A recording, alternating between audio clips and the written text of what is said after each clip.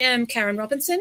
I will be the chair of this session today, and I am the host of a podcast called Democratically 2020. We've been following the US election on our podcast for 2 years since we launched in 2018 as primarily 2020, and we covered the US Democratic primary. I also have a long career, or I guess a long history at least, of working in democratic politics. I was the regional field director for Americans abroad on the first Obama presidential campaign. In my professional life, I work as a communications planner and strategist for Edelman UK, and I was twice vice chair of Democrats Abroad UK. So I come at this whole conversation from a very Democratic Party point of view. And I'm absolutely thrilled to say that we have an amazing panel today. John Halpin is joining us. John is a senior fellow at the Center for American Politics. He focuses on campaigns and elections, political ideology, and public opinion. Halpin has been at the Center for American Politics, American Progress, since all the way back in 2003 when the organization was first formed, and he serves as the co-director of its politics and elections program. Now, if those of you in the room who follow American politics closely will know that the Center for American Politics is an absolutely brilliant organization that does great work. I also have in the room Emily Thornberry, who I'm sure will be infinitely familiar to many of you. Emily is, of course, a British politician. She's been a member of Parliament for Islington South and Finsbury since 2005. Of course, she's a member of the Labour Party and served as Shadow Secretary of State for International Trade since 2020, since all the way back to last year. And finally, he's not quite in the room yet, but we're hoping that we will be joined shortly by Marcus Roberts, who is the Director of International Projects at YouGov. Marcus previously worked for the Labour Party in the UK and for the Democratic Party in the US, and for a bunch of think tanks and campaigning groups across Europe and America. So has obviously a very informed perspective on the race. Before I kick off, I think the format of the session today is going to be each of us will say a few words, our thoughts on the election, what we thought was a standout from the election, what, if any, lessons the Labour Party and the left in Europe can learn from that. And then at the end, there will be a Q&A. So you will all have your opportunity to weigh in with your thoughts and questions. If you look on the left-hand side of your program, you will see a little chat box with a question mark in it. Click the question mark to ask your questions, and I will select the questions to be asked. If you want to just have a general conversation or commentary, please use the one above that, the sort of ordinary chat box for general conversation. So without further ado, I think we'll kick off. I'm not going to speak at length. I've got a few minutes, but I did think I would spend a few minutes to just set the scene of the election as it was, because this election it's been something. I think as a general rule, it's fair to say, given the events that we've seen recently in the Capitol, that America is at a turning point with this transition of power from Donald Trump to the Biden administration. It's at a dangerous moment. We've had multiple overlapping crises hitting us at the same time. There's been a crisis of trust in institutions, from the media to the courts to the electoral system itself. Over the summer, we saw a perhaps overdue crisis of racial reckoning through the Black Lives Matter movement. And of course, the pandemic crisis has reshaped the way that we live, while the climate crisis is undermining our confidence in the future. And of course, throughout all of this, the thing that has been front of mind for many of us is that the president himself and his followers have been testing, I would say, the entire American democratic system almost to breaking point, culminating in the violent takeover of the Capitol building that we saw last week. But I don't want to talk about that today, because today I want to talk about the things that Democrats should be excited about, and the joy that the domestic terrorists have been trying to steal from us, because Joe Biden's victory was both impressive in its own right, and it was impressive because it marked the years of hard work that Democrats and Democratic allies have been putting in around the country. I hope that today we'll have a chance to talk about the wonderful work that's been done in Georgia, led by Stacey Abrams and her brilliant team, leading up to, of course, the two crucial Senate victories in Georgia of Raphael Warnock and John Ossoff. I hope that we'll be able to talk a little bit about Ben Wickler and his team, who organized in Wisconsin to overturn a critical state for us that we had lost in 2016 and took back this year. I hope that we'll have a chance to talk about the fact that more women, more young people, more minorities around the country are not only getting more involved in politics as organizers and activists in America, but also crucially are standing for office themselves in bigger numbers. I think it's also worth noting that the divisions within the party itself, between Bernie Sanders-style progressives and more moderate Democrats like Biden himself, so far has not, touch wood, torn the party apart or turned into the kinds of division that many feared. And in fact, Biden's team has been working closely with this wing of the party to revamp his climate policy. So some of those differences, of course, remain, and they may burst out into tensions during the Biden administration. But right now, things are fairly harmonious in the Democratic camp. So I guess entering into the Biden administration, possibly no president since the Great Depression has had such a long to-do list. But I think the best news of all may be that whilst the country has serious problems, through the good work of organizers around the country, we've earned ourselves a chance to start solving those problems. And I think that's going to be really interesting and hopeful to see in the coming years. And with that said, I'm eager to hear more about the details of what went on during the election and some further thoughts about kind of electoral process and campaigning tactics. So I will hand it over to John Halpin. Thanks, Karen. And good afternoon, everybody. Good morning from Baltimore. Emily, it's nice to be with you, meet you. So I think the questions that were given were, what were the key factors that explain the Democrats' success? What did Trump do right, even though he's a complete disaster and a moral monster? And then what are some of the lessons for the future? So I'll just take those in order to give you some insight about the election period, which actually seems like a whole nother period, a whole nother era, because of the post-election period and the insanity of Trump denying the realities of the election and the violence we saw last week from far-right militia types. So it's a little odd to just talk about the election given the democratic crisis we're having, but I'll do my best to give you some insights about why this worked. Okay, your context was a great overview of something that could have drastically gone wrong for Democrats. I mean, Joe Biden got maybe 15% in Iowa. He was not going to be the Democrats' nominee, even though he probably needed to be. During the primary period, there was this big division you mentioned. The Democrats spent a year debating the finer details of single payer versus other types of healthcare, other sorts of ideas on immigration and climate, where there really was a split between the left and the more center elements. And this got resolved in Biden's favor. And you're right to say that the party coming together in the face of Trump is the first thing we have to realize mattered for success here. And I think this worked for Biden because Biden from day one said he was going to restore the soul of the nation. And everybody said he's washed up and he's like old hat politician, but he instinctively got what was necessary to build a big coalition to beat Trump. And so he made this a battle about character and values, the decency of the American people versus the immorality and rot of Donald Trump.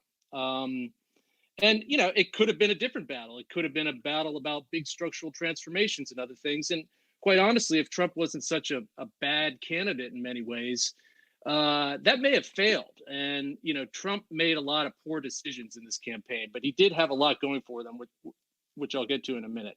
The second thing that Biden did well, he focused on pragmatic policies on the two biggest challenges facing the country that Trump had failed on, the pandemic and the subsequent economic depression. Trump chose to go into full-on culture war. Biden stayed front and center on the pandemic and the recovery. And it worked, especially coupled with the values overall that he was pushing. The other thing that happened was that it was not clear. Marcus and I talked about this a lot prior to the election. It wasn't clear that the Democratic campaign was going to work. Joe Biden barely left Delaware.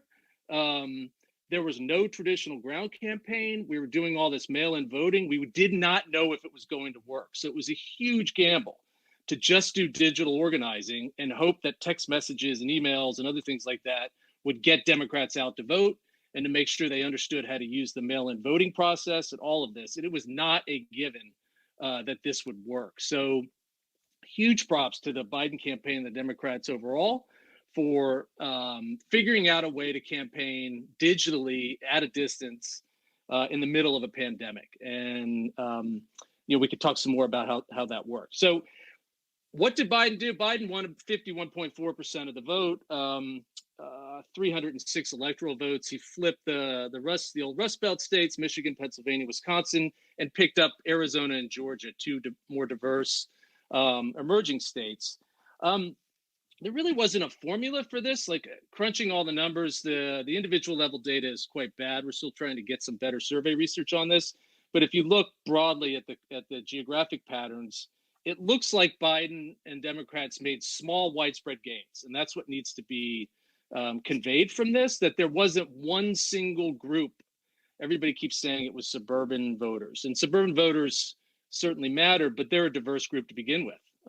They're not just white college educated women. There's a whole bunch of people in American suburbs. So what we found looking at the data is that Biden, particularly if you look at a state like Pennsylvania, made small widespread gains in the Philly suburbs, in Pittsburgh, but also in places like Scranton, where he's from. He ran this famous Scranton versus Park Avenue kind of populist thing here. So I think that's important, and the overall pragmatism and values enabled Democrats and Biden to pull together a solid wide coalition. Now, it's probably not that deep, and I think this is something we'll get into in the Q&A, that it clearly didn't translate into down ballot success as much at all. The Senate, we got lucky because Trump was such a nightmare that we got the Senate back from great campaigning and candidates in Georgia.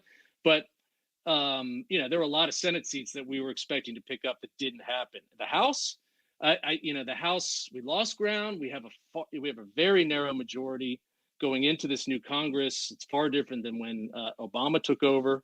So there are a lot of questions about what the Democratic Party needs to do outside of the national vote to get a better, deeper coalition. People keep asking about Trump's 74 million voters. I think it's important to say Trump failed. I mean, Trump could have won this campaign had he had an ounce of decency and foresight to try and deal with the pandemic in a decent way, to not launch culture wars.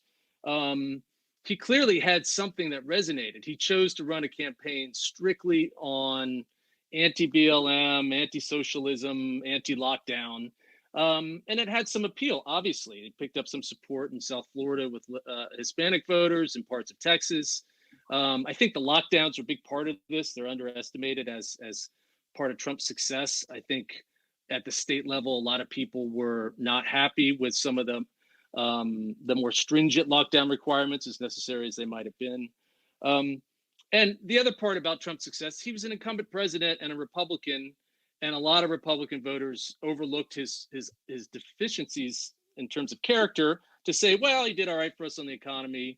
He got us some judges. He did things we wanted on immigration. So I think that explains it. But really, Trump barely improved his vote. I mean, there was a huge turnout surge on both, but he still ended up with just 47% of the vote. So he really did not do much to reach out. And then just finally, what do Democrats need to do going forward? I think there is a brand issue that came out here, and Joe Biden kind of papers it over because he's an old school kind of FDR Democrat. The sort of professional, highly educated face of the Democratic Party does not work in many parts of the country. Some of the obsessions of the cultural left really do not work if you're trying to go into places that are redder and meaning more conservative. It's something to keep in mind. I mean, you have to have a vision grounded in traditional democratic and American values, and that's what Biden did, not strange academic jargon and other things that just turn people off and confuse them. What do Democrats need to do, and what might be useful for the European left and center left? Well, the first thing, obviously, for Biden is to move fast and go big. This is not an austerity moment, and Biden just unveiled a third stimulus package that's more than twice as big as the Obama one when he was vice president, dealing with the financial crisis. So this is not a timid administration.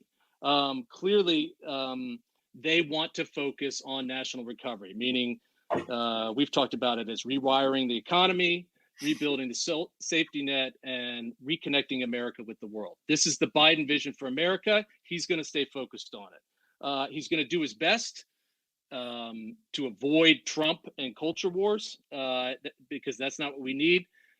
We're stuck with 1 hour after he's inaugurated. We're going to start the Senate trial of Donald Trump. So the faster we get rid of Trump, the better for Democrats. But I think the idea is to get back to the sort of Obama optimism about the decency of everyday people doing the work of the country, the basic vision of FDR around the four freedoms, traditional good liberalism in the American setting. And that's what Joe Biden wants to accomplish. And, talk of unity is clearly important, but really Biden needs to just maintain 52% of the national vote. I think the Republican Party is in deep crisis, and the idea that Biden's going to be able to fix any of that is kind of ludicrous. What he needs to do is continue with a positive face, focus on national economic recovery and development, and the well-being of all people. And with that, that's my overview. So. Great. Thank you so much, John. I really appreciate that. That was helpful. A reminder to everyone, keep hitting those questions in the question box on the left-hand side. Just hit the little cartoon question mark asking box to put your questions in and keep the chat going. I can see a nice lively chat going in the conversation box as well. Emily Thornberry, over to you. Okay. It was weird, actually, today. I was in Houston and wandering around in the rain, doing my daily exercise. Of course, it was conference weekend for the Fabians, and I wasn't able to be speaking at that. I had to go home and battle my way onto Zoom and speak to you from there. It's strange times, but it's great to be able to have a happy subject to discuss. I remember that at our online party conference back in September, I chaired the panel on the upcoming US elections with Biden's organizer in Texas and one of his old White House team. They were telling us all, yeah, we got it in the bag. We're going to win by a mile. You could see in the Zoom gallery all these Labour members kind of looking as if, I wish what they were saying I could believe in. I think they're being overly optimistic.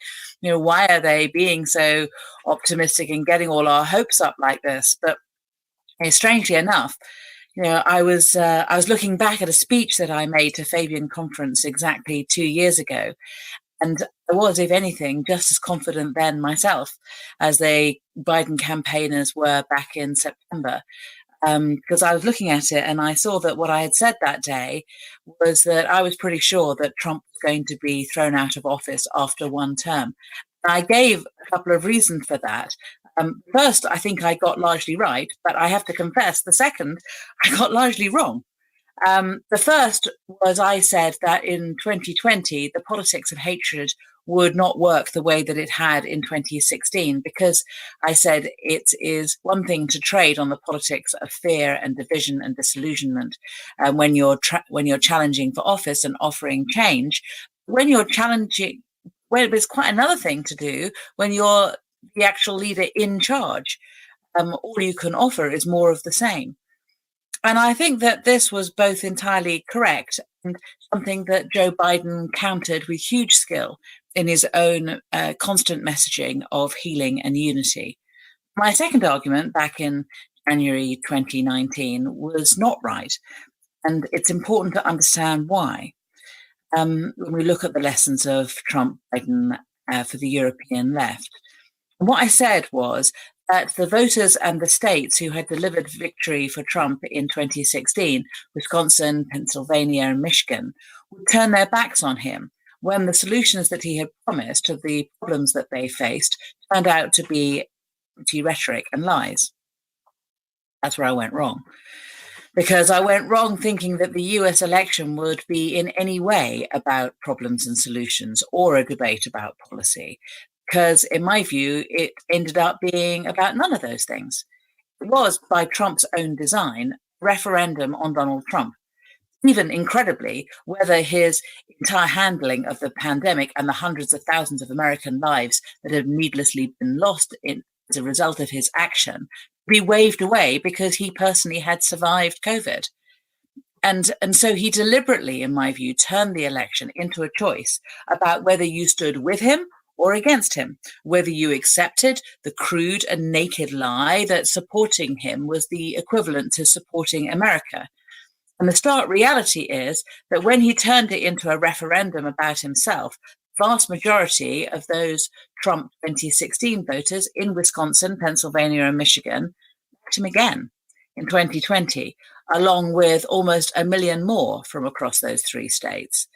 And we know that Trump still lost all those three states, Georgia and Arizona too, because voters turned out in even bigger numbers, record-breaking numbers, to reject continued division and hatred, to reject Trump's vision of America, and to reject Trump personally, and also to endorse an opponent in Joe Biden who offered an entirely different type of presidency and represented an entirely different vision of America.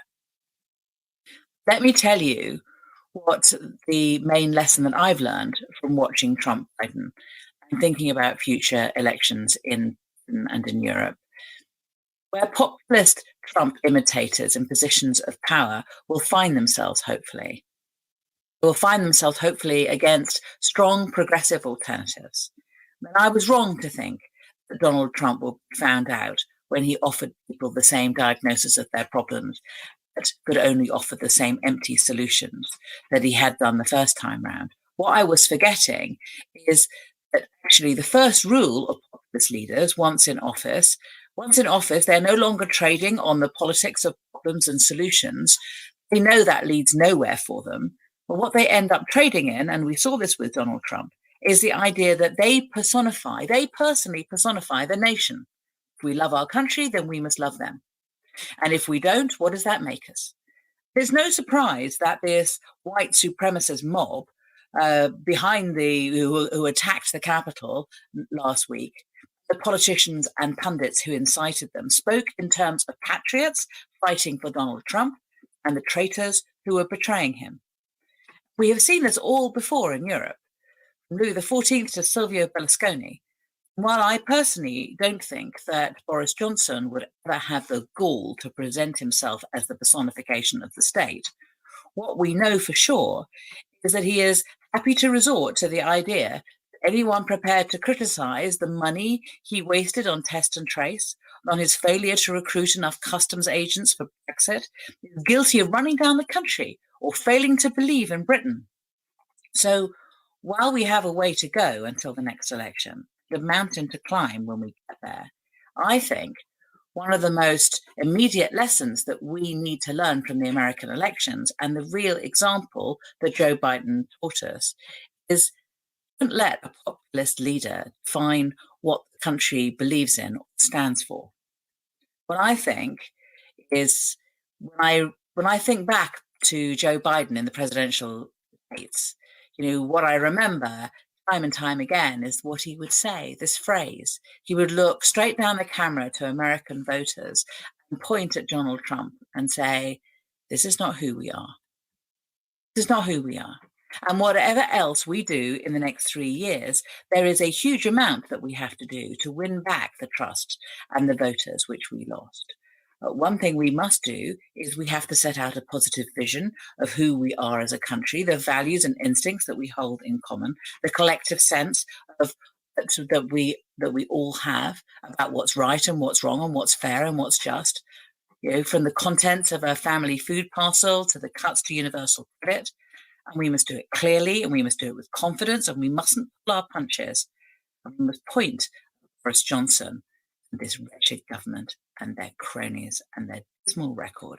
And we must say to the British people in every debate and in every sense, that's not who we are.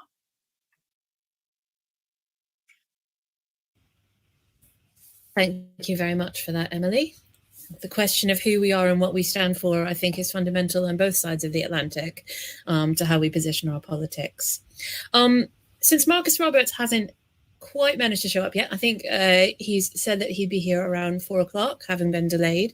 We'll give him another couple of minutes to arrive. While we do that, why don't we just kick off, because I'm going to take the chair's privilege and direct 1 or 2 questions to the panelists that are burning in my brain.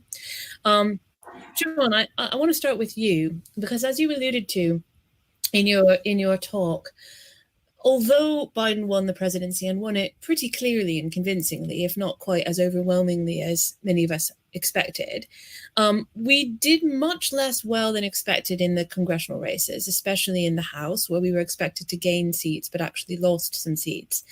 I'm hoping you can just talk a little bit about the mechanics of how that happened. How did we get to that point? Was it, different types of voters who perhaps Biden appealed to that were not attracted by the party overall?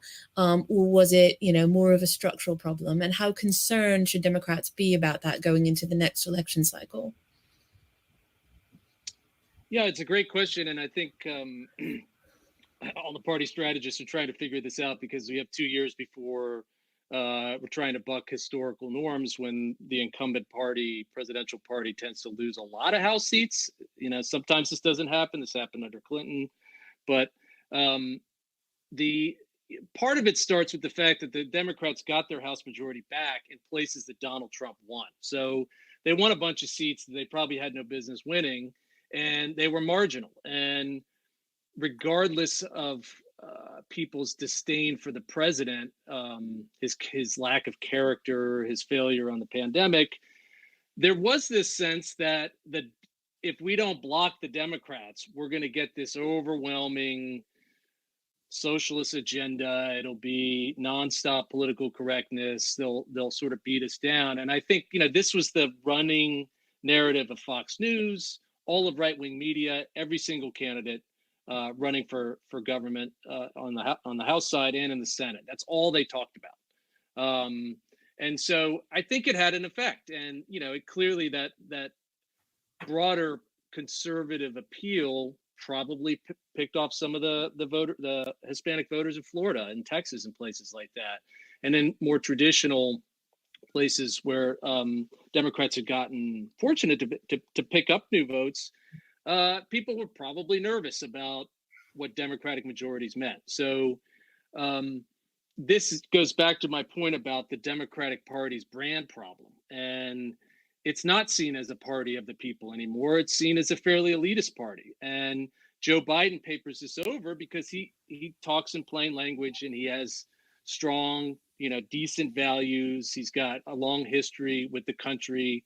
He was Obama's wingman. Like, people trust Joe. But beyond that, a lot of people don't trust the Democratic Party. And, this isn't just a fiction of the right. It's some of the things they choose to do upset people. So you saw some pushbacks on hypocrisy around the lockdown. So Democratic states had all these lockdowns, but then you'd see their officials out going to restaurants and things of this nature. This happened in the UK as well. From the Tory side, they made big stumbles on this stuff. But if you're going to lecture people about public health and then you violate it yourself and you go do something else, people are going to think you're hypocritical.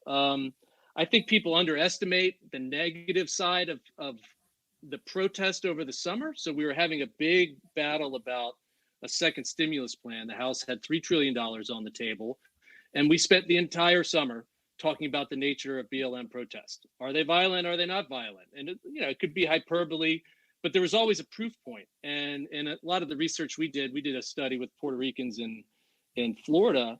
It came up naturally. They're like, I'm nervous about what's going on out in Seattle, in Portland, and in Chicago, and places like that. I don't want that kind of stuff on in my place. And Democrats just kind of ignored it. And I get it. They, racial equality is a core part of what they want, and most of the protests were peaceful. But it opened the door for this belief that the Democrats basically embraced their own form of radicalism. And I think that had some effect on the down ballot races, and particularly in places that are more conservative traditionally. And I think that probably explains some of the inroads with Hispanic voters, Asian voters, and Black men.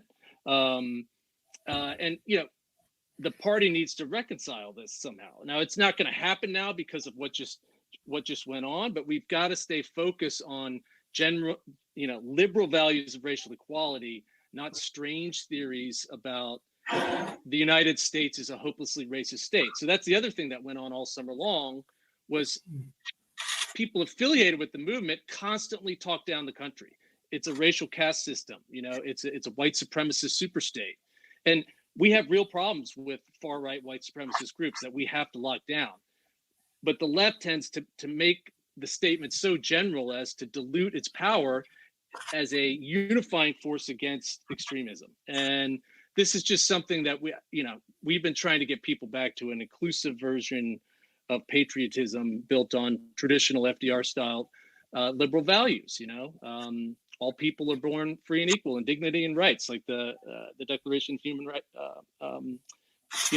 various big liberal statements. And I don't know whether the party will do this because of Trump, and I don't think the Senate trial is going to help things as much as I think it's warranted. He should be convicted. I don't see 17 Republicans signing up to convict their own president.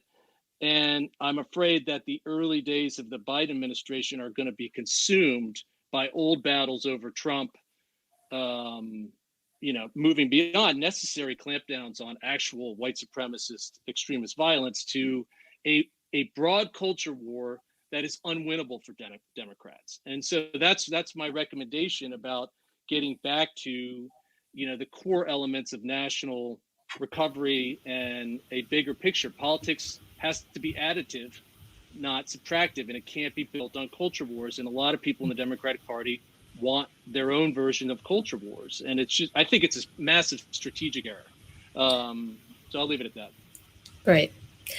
I am thrilled to see that Marcus Roberts has joined us. Welcome, Marcus.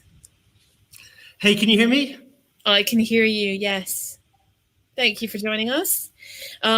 I know you were unavoidably detained, but I'm glad you were able to make it. We've just, to catch you up, so all the panelists by yourself have just gone around and said a few words of kind of what their thoughts are. And I think it's your turn next. So without further ado, so a reminder to all of our guests, Marcus Rashford is the Director of International Projects at Rashford, really? That's the promotion. Rashford, yes. I've promoted you to footballer status, haven't I? Apologies. Deputy Leader of the Opposition now. Marcus Roberts is the Director of International Projects at YouGov and have worked for both the Labour Party in the UK and the Democratic Party in the US. So I think you should have some fascinating insights. Over to you. Hi, everyone. And firstly, my apologies to be so late. I naively thought that as a new father, I could both babysit and set up my tech for this at the same time. So if you hear loud screams from Lila, our new daughter, in the background, and I run off camera, that's why. So I take this one entirely on my fault. I'm sorry. Firstly, it's a great pleasure to return to the mothership that is the Fabian Society for me, and an honor to be with my ex-boss, Emily Thornberry, as well as a mentor of many years back, John Halpin, whose book, The Emerging Democratic Majority, was on my desk at my very first day at the Democratic Senatorial Campaign Committee nearly 20 years ago. So it's a real thrill to be here. Thank you. I'll just make 3 points because I'm late, and I'll make them quickly. A point about polling and politics, a point about the attacks of last week, and some things to think about for the future of the Democrats and Labour alike going into the future. The first point is polling and politics. There was a polling problem in the 2020 cycle, and it's important to be honest about that. Whilst we got the election result right, we got down ticket very wrong, and we also got the margin of the Biden win badly wrong too. Now, why was that the case? It looks like, to some extent, that we continue to have in polling a problem of non-response amongst certainly lower income right-wing voters. This problem is compounded by the fact that the political problem that the left has been facing for some time amongst white working class voters seems to be spreading somewhat in the Latino community in America as well. And I wonder sometimes if we should be paying some attention in Europe to a potential decrease in support for left center parties amongst ethnic minority communities of a lower income nature in these countries as well. That's something to think about and worry about for the future. The next point I'd like to make is about the attacks, because the attacks show both the tragedy of American politics at the moment and also the responsibility as well as political opportunity for the Democratic Party. During the attacks, YouGov polled in real time voters of all persuasions in America and found nearly 45% support for the attacks amongst Republican voters on the day of the attacks themselves. We polled the same question again 48 hours later, and we found that support had fallen to 35%. Now, that tells us two things. One, it tells us that as news came in of the severity of them, a reasonable chunk of Republican voters, 10 points of them, nearly a quarter of those surveyed in that pool, did change their minds and flip their positions, and that's encouraging. But it also tells us rather worryingly that over a third of Americans still considered at some level those attacks to be acceptable. So that tells us that we need a politics that can A, build on that 10% that did flip, and B, be mindful of the sheer scale of the problem in terms of addressing the 1/3 that didn't. It's really important in this to realize the role that the media plays. The media, in being uniformly condemnatory of the attacks, I'm certain played a very important role in changing those 10 points of Republicans. I see Stephen in the chat just asking 1/3 of Americans or 1/3 of Republican voters. It was 35 points of Americans that comprised the 45 points of Republicans as a whole in that poll, Stephen. And I'll happily post the link to it with the Fabians to circulate afterwards. I'll finish on this, which is some thoughts about what America might have to teach the Labour Party and parties of the left in Europe more generally. And that is very much, as John said, that progressive parties need a progressive message when it comes to social justice, but it should be an and, not a but.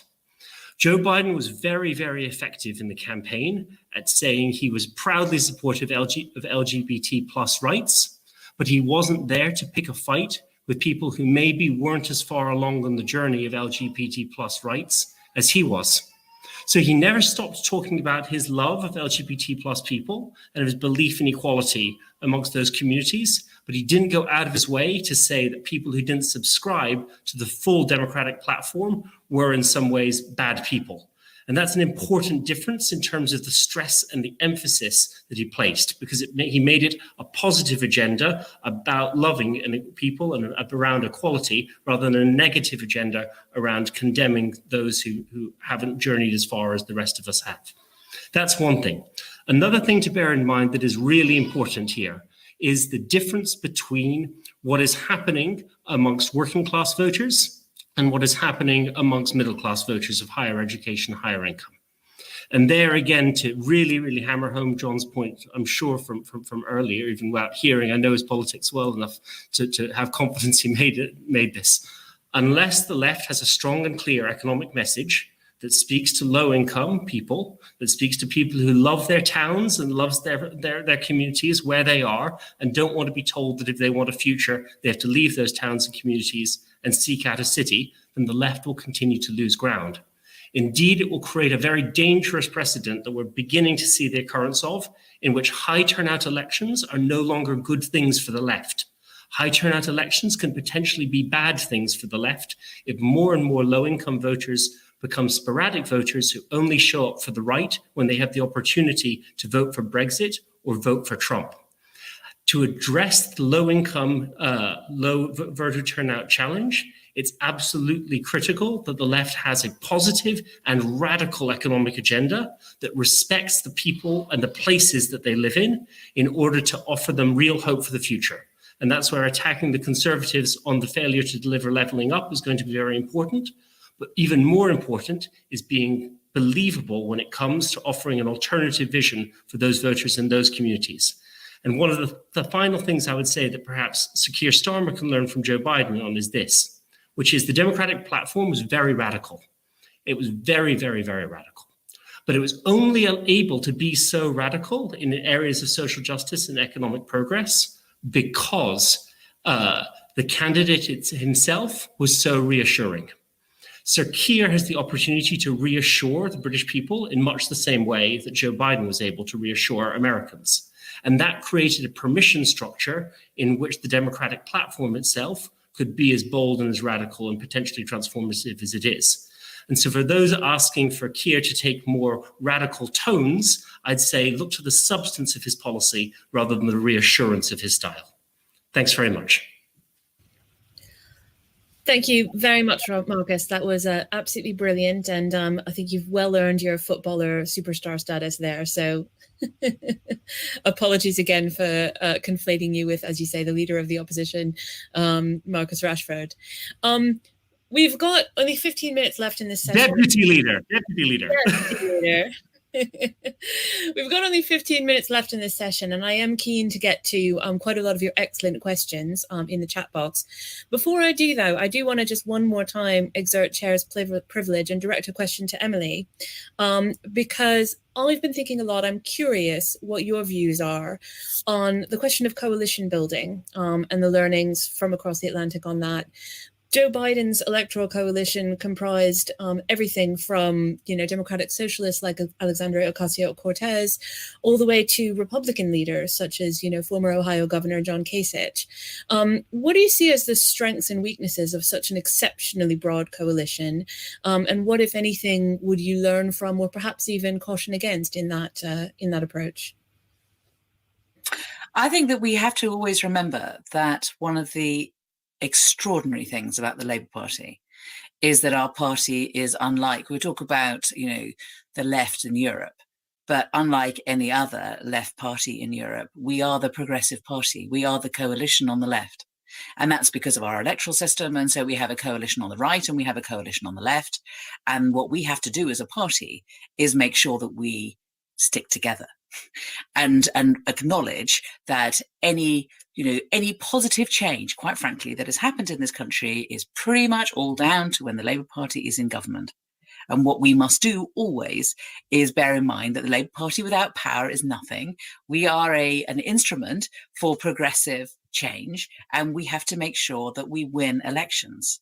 And I personally think that what we need to do is to have some recognition of what a great historic party we are and what we can achieve, and to speak with confidence about that there is another way, that it doesn't have to be like this, that, and just pick up that kind of holding our heads up high.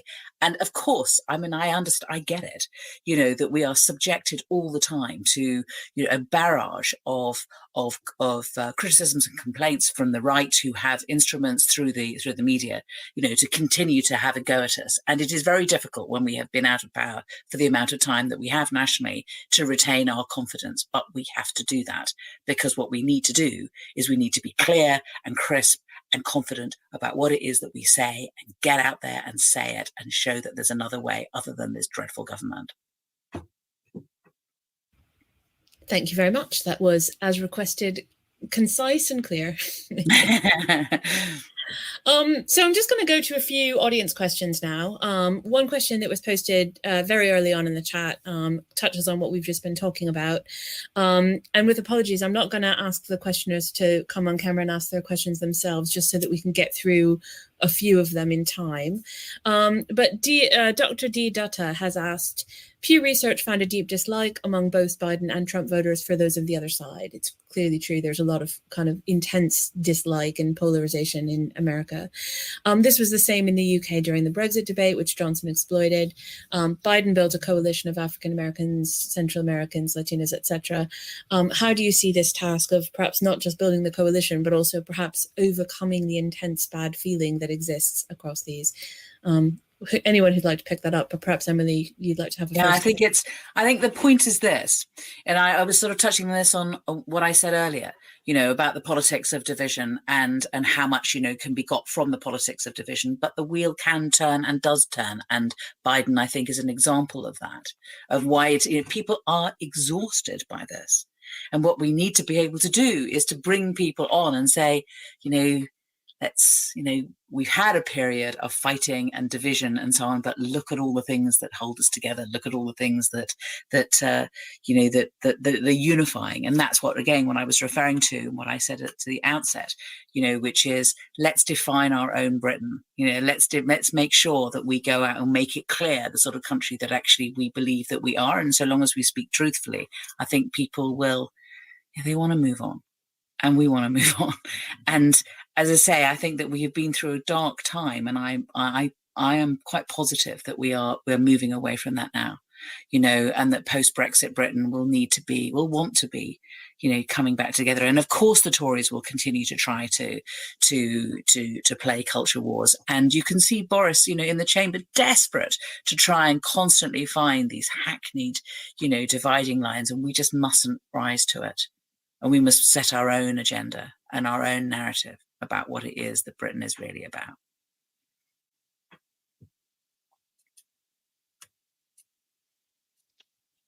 Your sound's off. I'm setting my sounds off, aren't I? That's actually, nobody's yet said you're on mute, but it was hanging in. It's mandatory in a Zoom session. Yeah. There's a really concise question in the chat box that I wanted to pose to perhaps both John and Marcus. Would Biden have won if it hadn't been for COVID?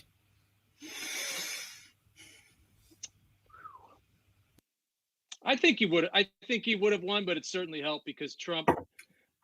Those bizarre press conferences when from March through May, where he would go on these extended rants, and you could just see that he was losing the country. The country would have possibly gotten behind a national leader, even as odious as Trump, if he had an ounce of practicality and empathy.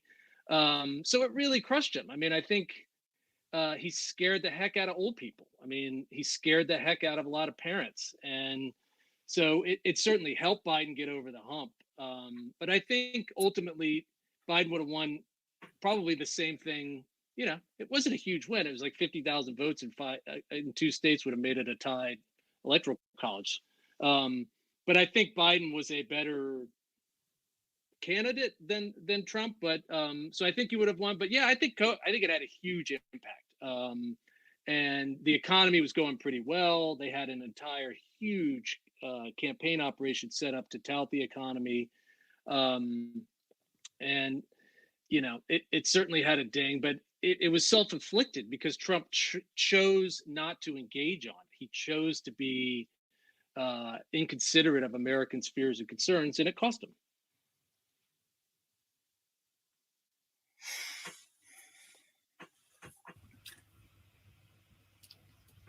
Marcus, we can't hear you. Try again. I'm just trying to help people with their bingo cards. I don't think Biden would have won were it not for COVID, but then I don't think Biden would have been the candidate were it not for COVID.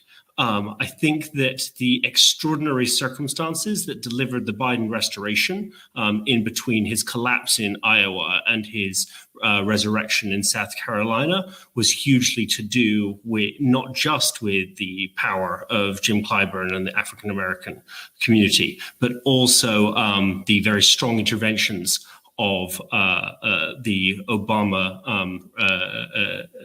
alumni network and their determination to ensure that the nomination went to the most electable Democrat that the emergency national crisis of COVID was producing, and the unusual situation that COVID produced politically of requiring a calm, steady as she goes, trusted pair of hands leader that Joe Biden, words not necessarily would have associated during some of his career in the Senate, had come to represent by the point of February, in which COVID was becoming so serious a threat, I think created the political opportunity and space for him both to win the nomination and to win the presidency. And I also think at that probably no other Democrat could have won the presidency other than Joe Biden this year. Okay.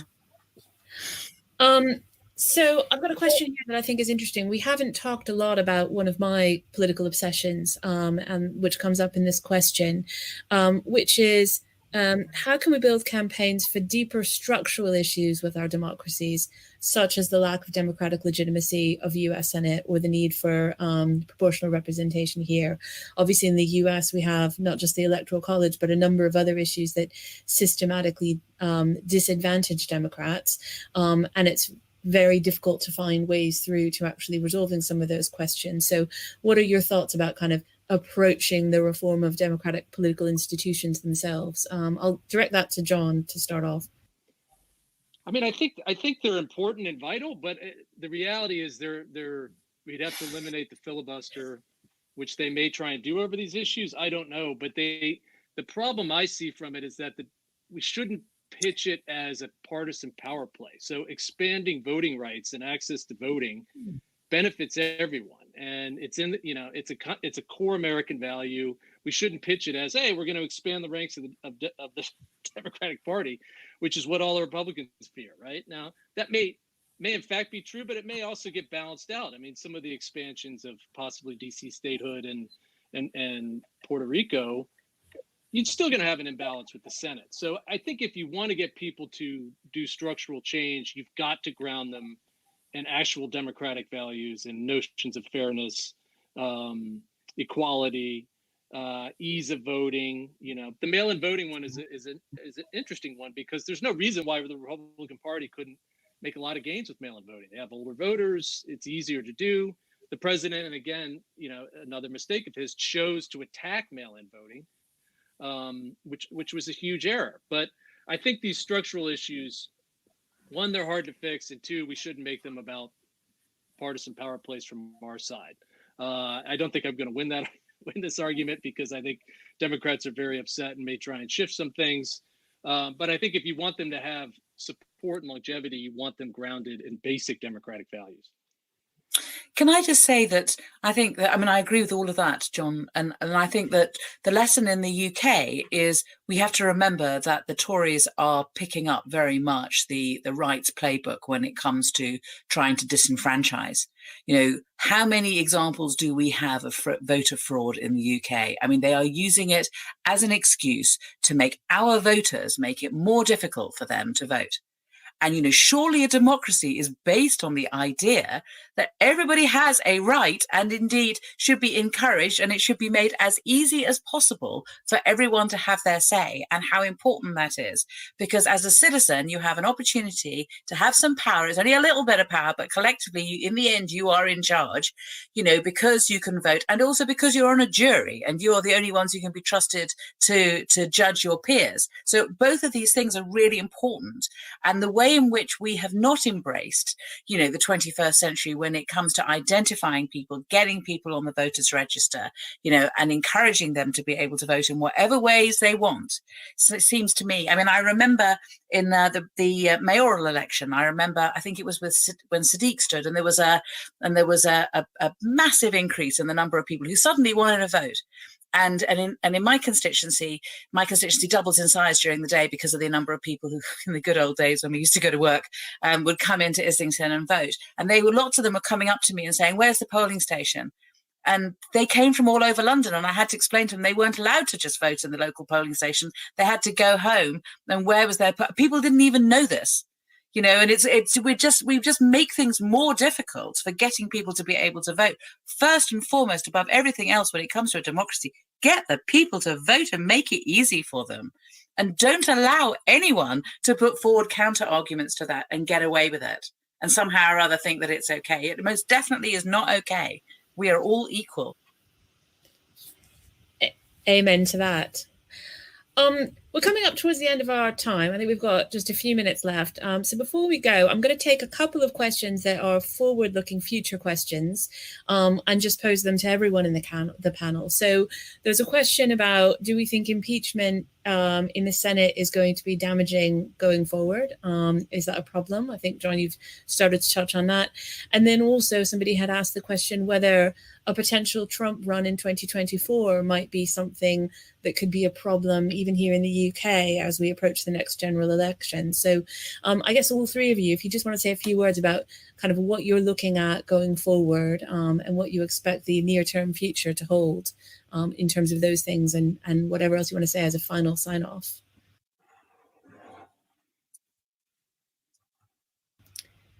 I'll tell you what, Marcus, do you want to kick us off? Sure. So I don't think Trump will be running again in 2024 either because he is convicted in the Senate, less likely, or more likely there's some kind of legislative compromise, possibly around a censure motion to strip him of the specific right to run for office. That might be something that could carry the support of 17, might well be something that could carry the support of 17 Republican senators, not least of all because it's very much in Mitch McConnell's interests that Trump no longer holds a gun to the Republican Party's head for the next 4 years, let alone in 4 years' time. So I don't expect to see him run again at that point. And the other point I wanted to just pick up on was the previous thing about democratic institutions, the democratic reform agenda for the left. I just wanted to say this. The left loves to talk with great reason about better electoral systems and better constitutional and devolution arrangements. And at a time when people are really suffering from a health crisis and really suffering from an economic crisis and from decades of globalization that have left tens of millions of voters behind, it leaves people cold in their hearts when we do this.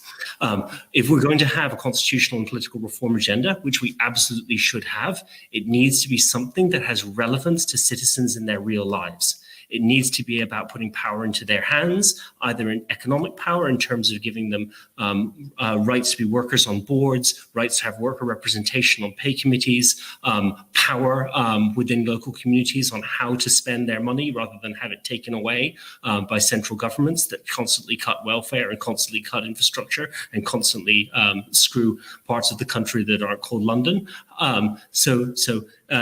All of that needs to be considered in the form of a new political reform agenda for the left that isn't just technocratic, because that's going to have to wait for another day. John, any thoughts on the future from you? So, my wish for the party in 2 years or 4 years is that people think of Democrats as the party that tried to get everybody in America a job and everybody healthcare, and started to take on the climate challenge and started to repair America's image in the world and worked on public health and pandemics and poverty. That's what I want the image to be. The longer we deal with Trump or we obsess about Trump, the worse it's going to be. I don't know whether they'll be able to bar him from office or not. I don't actually know. I think impeachment was warranted. He should be convicted. He's a scourge. And if ever impeachment was created for anything, it's for this. The problem is the voters already tossed him. He's gone. He's gone in a few days. So there's some questions, some constitutional questions about the legality of something going forward. I don't have all the answers to this. And hopefully Schumer and company make this thing happen quickly, because the bigger picture for Democrats holding the House, maybe trying to expand their Senate ranks and holding on to the presidency over in 4 years is what I said before. Everyone has a job. Everyone's got access to healthcare. The country's booming. Our standing in the world is up. We're standing, we're competitive with China. We're taking on the nation's problems, and we've moved beyond the insane reactionary populism of Trump. And let the Republicans crash on Trump. I mean, that's going to happen. It's going to be ugly, and I don't know where it's going to turn out, but we don't need to be a part of that. I mean, we've spent all this time obsessing with Trump. It's time to move on, and I think that's big. So, brilliant. And finally, Emily, what are your thoughts about the future?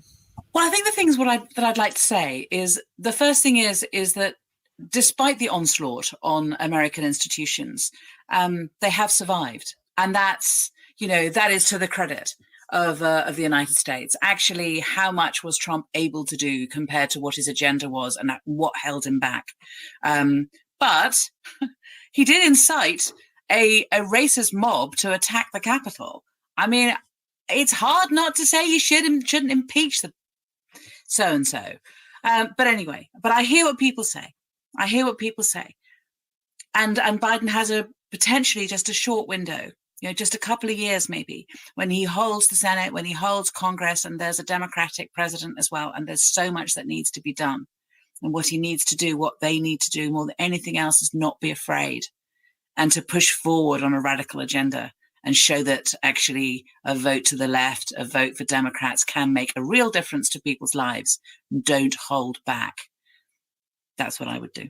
That's what I think he has a golden opportunity to do. And I think that, he will find many people around the world, cheering him on. As I say, I think the wheel has turned. Brilliant. Listen, thank you all so very much. I've thoroughly enjoyed that. I found it really informative and helpful. Emily Thornberry, Marcus Roberts, John Halpin, how about a virtual round of applause for our brilliant panelists? And thank you very, very much. Thank you, Karen. Thank you for having us. Nice talking to everybody. Thank you ever so much, A Karen, pleasure. Emily and Marcus. Just to let you know, the next talk will be at 4:45, so everybody can have a bit of a comfort break. Thanks a lot again. Bye.